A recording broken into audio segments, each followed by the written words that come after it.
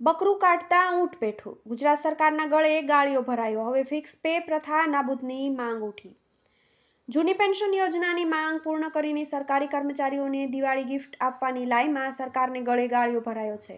હજુ તો સરકારી કર્મચારીઓને આનંદના સમાચાર મળે તે પહેલા જ ફિક્સ પે પ્રથા નાબૂદ કરવાની માંગ બુલંદ બની છે. સોશિયલ મીડિયા પ્લેટફોર્મ એક્સ પર ફિક્સ પે પ્રથા નાબૂદ કરો એ ટોપ પર ટ્રેન્ડ થયું હતું. આ ટ્રેન્ડમાં 1 લાખ લોકોએ આ હેશટેગ પર પોસ્ટ કરી વિરોધ વ્યક્ત કર્યો હતો.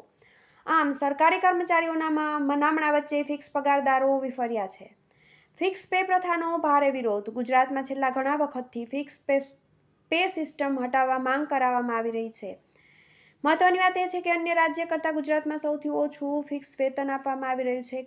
કારણોસર ફિક્સ પે પ્રથાનો ભારે વિરોધ થઈ રહ્યો છે. માન્ય ભરતી બોર્ડમાં સ્પર્ધાત્મક પરીક્ષા ઉત્તીર્ણ કરી ઉમેદવાર નોકરી મેળવે છે ત્યારે ફિક્સ પગારમાં 5 વર્ષનો સમય વ્યતીત કરવો પડે છે. નિયત પગારમાં નોકરી કરવાની હોય કર્મચારીને મોટું આર્થિક નુકસાન થાય છે. ઉલ્લેખનીય છે કે વર્ષ 2012માં ફિક્સ પે પ્રથા નાબૂદ કરવા ગુજરાત હાઈકોર્ટે ચુકાદો આપ્યો હતો. ત્યારે આ દેશને પડકારી રાજ્ય સરકારે સુપ્રીમ કોર્ટના દ્વાર ખખડાવ્યા છે. હજુય આ કેસ સુપ્રીમમાં છે ત્યારે વિધાનસભા વિપક્ષના નેતા અમિત ચાવડાએ એક્સ પર પોસ્ટ કરીને લખ્યું કે ડબલ એન્જિનની સરકાર ફિક્સ પે પ્રથા નાબૂદ કરીને ગુજરાતના યુવાઓને શોષણમાંથી મુક્તિ આપે.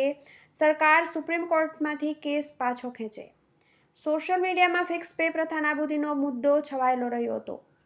એક્સ પર ટોપ પર ટ્રેન્ડ થયું હતું. 1 લાખ લોકોએ હેશટેગ પર પોસ્ટ કરી વિરોધ દર્શાવ્યો હતો. ફિક્સ પગારદારોને એવું હતું કે રવિવારે 6 ઓક્ટોબર કેબિનેટની બેઠકમાં ફિક્સ પગારદારોની સમયાવધિ ઘટી શકે છે તેવો નિર્ણય લેવાશે, પણ આ વાત અફવા સાબિત થઈ હતી.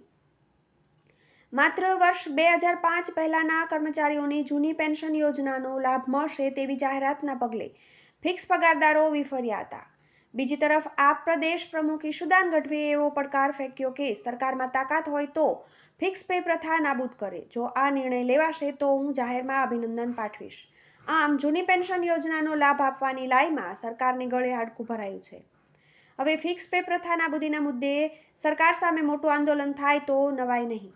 21મીએ ગુજરાત કર્મચારી મહામંડળની બેઠક ઘણા વખતથી જૂની પેન્શન યોજના ઉપરાંત ફિક્સ પે પ્રથા સહિત અન્ય પડતર પ્રશ્નો મુદ્દે સરકાર અને સરકારી કર્મચારીઓ વચ્ચે મડાગાંઠ સર્જાઈ હતી. રવિવારે રજાના દિવસે અચાનક કેબિનેટની બેઠક બોલાવી સરકારે વર્ષ 2005 પહેલા ભરતી થયેલા કર્મચારીઓને જૂની પેન્શન યોજનાનો લાભ આપી દિવાળીની ગિફ્ટ આપી છે. પરંતુ હજી સરકારી કર્મચારીઓ સરકારના નિર્ણયથી રાજી નથી. ગુજરાત કર્મચારી મહામંડળના પ્રમુખ વિષ્ણુભાઈ પટેલનું કહેવું છે કે મોટાભાગના કર્મચારીઓ જૂની પેન્શન યોજનાથી વંચિત રહ્યા છે.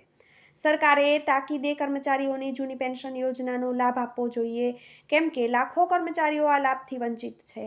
આગામી 21મી ઓક્ટોબરે કર્મચારી મંડળની બેઠક મળવા જઈ રહી છે. જો સરકાર આ માંગણીને નહીં સ્વીકારે તો રાજ્યભરમાં આંદોલનાત્મક કાર્યક્રમ જાહેર કરવામાં આવશે. TV18 news